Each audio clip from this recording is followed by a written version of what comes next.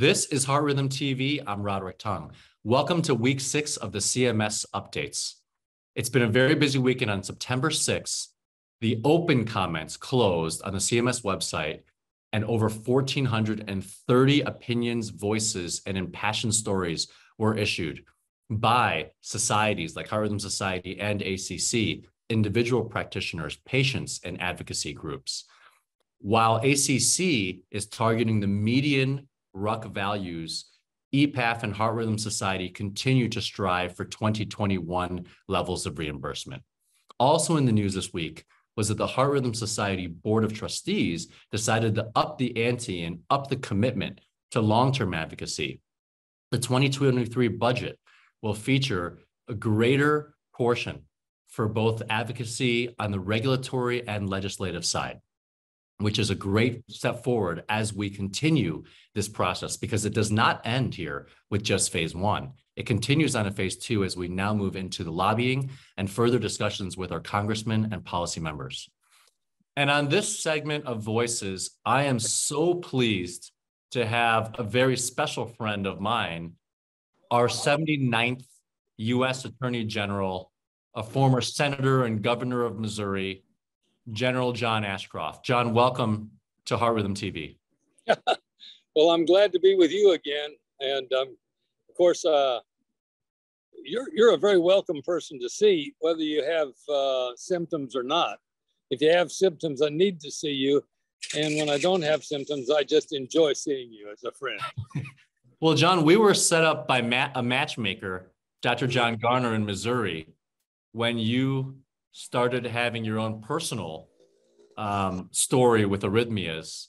Can you tell us a little bit about what it was like to be an arrhythmia patient?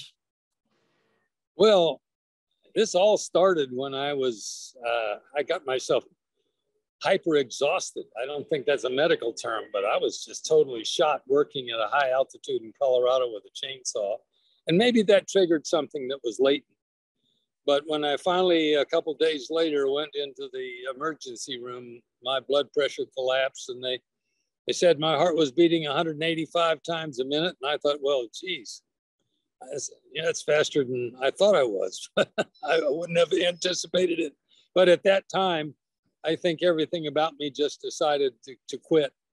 And I don't have any recollection of it, but apparently they brought in the things to shock me back into existence. And then it was 2.5 hours down the mountain in the middle of the night in Colorado through the snow. And the next day they installed these devices, which I now use as an excuse to go through special clearances at the airport. Love that. You're the Bionic Man. Well, having ventricular tachycardia, which is a life-threatening arrhythmia, tells you how much of a survivor you really are. And then part of the process for an arrhythmia patient is actually to try medications, for which they hospitalize you and try to put you on some, and those didn't work. And then ultimately, it was really special that we got you to Chicago, which is your alma mater, where you went to law school, and that's where Janet and you met, and finally got you to University of Chicago. It was a great homecoming for and for me. We were really lucky in that respect. First of all, I was in Dr. Garner's office in Springfield, Missouri, when the technician pulled out her phone and called the doctor and said, he's having VTAC right now. And so they came and stabilized me. And then he said, get him to the world's best guy. And he named you. And I said, the world's best is good enough for me. So we ended up in Chicago. And you're right, Chicago was a pleasant homecoming, given the fact that Janet and I both went to law school across the street from the medical center there. That was very impressive to me, that you guys spent so much time inside my heart with your equipment. And I think there were something like 5 or 6 of you docs that were looking at the screens. I don't think you look at the patient. You've got to be looking at some representation on the screen from inside and rewiring my heart so that I wouldn't have this kind of short circuiting, which caused the heart to threaten my existence. You know, when your heart is a big threat to you, you need to get it straightened out and back on track. And we were able to trigger your arrhythmia, put you in a life-threatening arrhythmia, and then zap it or burn it And, you know, there's very few patients that are as kind and as generous as you, but in terms of being educated, I think you talked me through that procedure better than I could have talked you through it. I think you said, well, Dr. Chung, let me get this straight. You're going to trigger it first, and then you're going to treat it, and then you're going to retest it, right? Isn't that the sequence of events? And somehow Yeah. I think you had really understood that there's a playbook for these very specialized procedures. Well, yeah, of course, Garner has been very influential, and I highly respect him almost as much as he respects you. And at your cutting edge, cutting edge is the wrong thing to say about a guy who doesn't cut you, but you're at the cutting edge of the technology. And he just said you were. And what was stunning to me was that he decided, unbeknownst to me, that when I was going to Chicago to be with you, I think he flew up to Chicago and watched the procedures and joined you in the procedures, which was, normally they say you go the extra mile. That's an extra 500 miles. But so far, I mean, my heart has recovered almost completely. I still wear these devices in my heart, but the so-called ejection fraction of my heart is up in the 50s, where it had been down in the 30s. And they called me a heart failure patient, but I like to say that I'm a heart restoration patient, because it's been rehabilitation and restoration for me, and that's the way I prefer to characterize it. Well, John, when we started getting faced with these potential really damaging cuts to these ablations, you were so kind to just pick up the phone when John and I called you, because we were just wanting to get some advice from you or get your perspectives. What are your perspectives, and someone that served our country and has such a remarkable history in U.S. history of what it means to our healthcare system when we start making these sort of cuts on physicians? Well, I'm all for equality and all for parity, but not for unequal services or unequal preparation or unequal risk. You don't pay the guy with the wheelbarrow the same thing you pay the guy who's the cabinet maker or even the architect. And the doc that sits in his office and tells you to take 3 aspirin, lose weight, and call me next year, he's a valuable person. That's good advice. But people who can go inside your heart and change the prognosis from, call your wife and tell her to get out the insurance policy and change that prognosis from, you have a normal lifespan. I'm 80 years old now. 5 years ago, I had my first really serious problem, and you've mended that completely now. And I'm told I have a normal lifespan, which last time I checked, you can't count on it, but I have another 5 or 7 years in addition to the 5 already saved.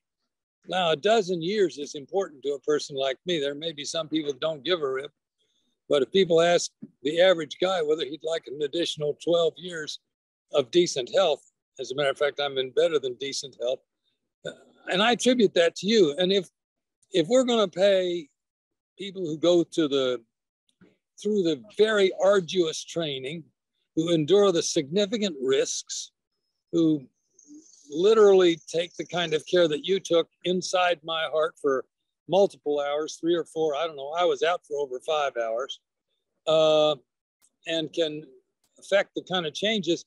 If we pay that, if we reward that with the same stipend, the same compensation, we reward the guy who says, take 2 aspirin and call me in the morning, we're not going to have the kind of treatment. No one's going to pay the extra, or dedicate themselves, discipline themselves to the extra training, to the extra risk involved. So for me, it's a life and death issue. We're either going to have this kind of care when we confess how valuable it really is. And there's no way for me to overstate the value. So I hope that our policymakers, it dawns on them that you can't expect people to go the extra mile, the extra 500 miles, the extra years, and have the extra stress, the necessity for the probably higher intelligence, greater dexterity. I mean, when you're fiddling around inside someone's heart, excuse me for saying fiddling around, but if you're rewiring, you're reconfiguring the heart so that the electrical impulses follow paths that will result in therapeutic rhythm, I think that's a big deal. And so we've got to have that. I don't want our policymakers to construct a situation where America simply doesn't provide a basis and an incentive for people to be trained in those disciplines and to operate effectively in the ways that you all have operated. And I'm not talking about an operation per se, but the way you extend care. I want that to be available, not just to me, but to all kinds of people.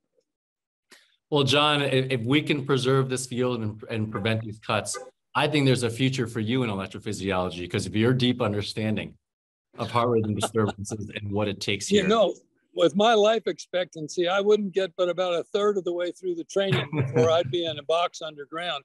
And that's living a full life. So, you know, an 80-year-old has no business. But I'm honored that you suggest that I know what happened, and I think I do.